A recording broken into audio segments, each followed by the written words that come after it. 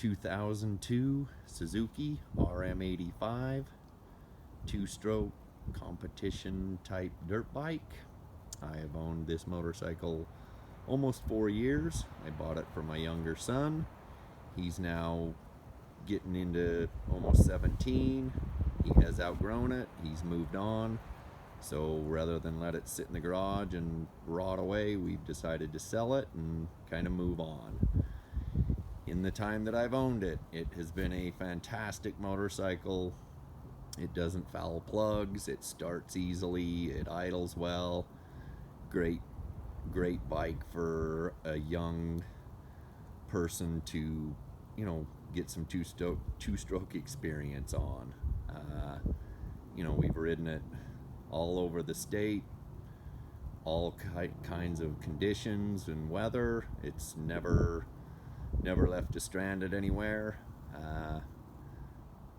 Been a great bike for us. Some of the things that are, it does have a dented pipe. Pretty common on a two-stroke bike. It does not impact the performance whatsoever. There's a little bit of wear, as you would expect, on the clutch cover. A little bit of paint worn off the frame right there. Just some boot rash.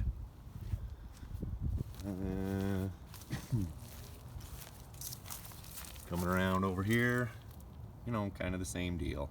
Little boot rash on the frame. A little bit of the paint off the ignition cover.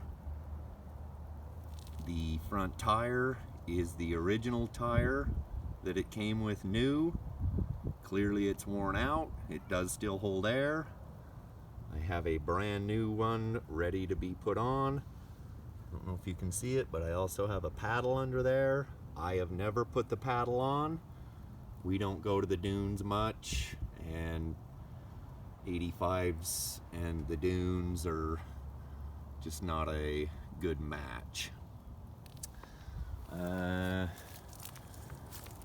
Everything on the bike functions as it should. The suspension works great. We've adjusted the clickers, rebound and compression to closer match my son's weight. It responded pretty well to the adjustments.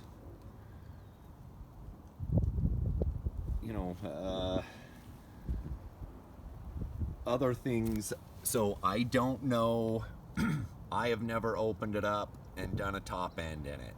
When we bought it, we're told kind of the same thing you hear on every ad on KSL, and that is it just had a top end put in it. I would tend to believe it in this case, just because the thing runs so darn well, has a lot of compression, and there's some snap to this little bike. Things I do know and have done. About 6 months, maybe a little more after we bought it, the inverted forks, they lose oil seals, very common. So I bought Suzuki OEM dust wipers, seals, bushings, new fluid. Took them all, these are open chamber forks, they're not that complicated. Took them all apart, replaced everything in them, new fluid, set the oil height, put them back together. Haven't leaked a drop since. Also, when I first bought it, I did a little research on these. The RMs and the Kawasaki's, the 85s in particular, were a little bit prone to the plastic impeller wearing in the water pump. So I didn't want to mess around. I bought a whole rebuild kit that included a high flow impeller, new shaft, new bearings, new seals, new gaskets. Took it all apart, put it all back together with the new components. We have not had one cooling issue with this bike. no matter what the temperature or the riding conditions, it has performed flawlessly. We did put a new tire on it. It's not new anymore, but there's still some life left in that. You know, 85s aren't putting earth-shattering power to the ground, so there's some life left there. We also put new sprockets, rear and countershaft, and a new chain shortly after we bought it. So again, they're not new, but do have some life left in them.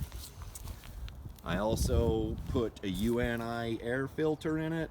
I'm not going to take the seat off, but that's what's in there. You know, we clean the air filter after at least every other ride, at a minimum. We also use Bellray gear saver in the transmission. Again, I wouldn't say I change it after every ride, but for sure after every other ride. I run Klotz Technoplate at 32:1 in the gas. Ran it for years and years. Always have had good luck with the Klotz. We've repacked the silencer 3 or 4 times. You can get a lot of pack jobs with these little shorties out of one package. Front brake pads have also been replaced. Gosh, I don't know if you can even see in there, but they have a good amount of life left on them. Grips and levers have been replaced. We also put a new rear fender on it. When we got it, had a little kind of crack in it right there. That's what this hole was from, and I just replaced it. That's about all we've done to it, other than, you know, just good maintenance practices. It's always ran like a champ. One other thing. So because, you know, I read that the water pumps, the impellers can wear, when I'm warming it up, I'll crack this, blip the throttle a time or two, and, you know, if you see water shooting through there, that's a pretty good indicator that your water pump's performing well. These don't have thermostats, so you should always see water flowing through that radiator. You know, good thing to do when you're warming up. You know, I would always recommend warming up a 2-stroke dirt bike. So if the bike hasn't been started for months, it will need choke. If it's been started, you know, say once a week, turn the fuel on, which I will do now, and it's stone cold. I have not pre-ran it. You know, stone cold. Fuel on. Let's see what she does. That's how it always starts. It's a real well-running bike. It does like to warm up a little bit. You know, everything works like it should. No levers, grips.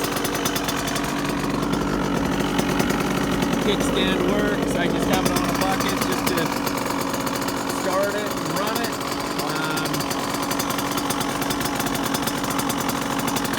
You know, so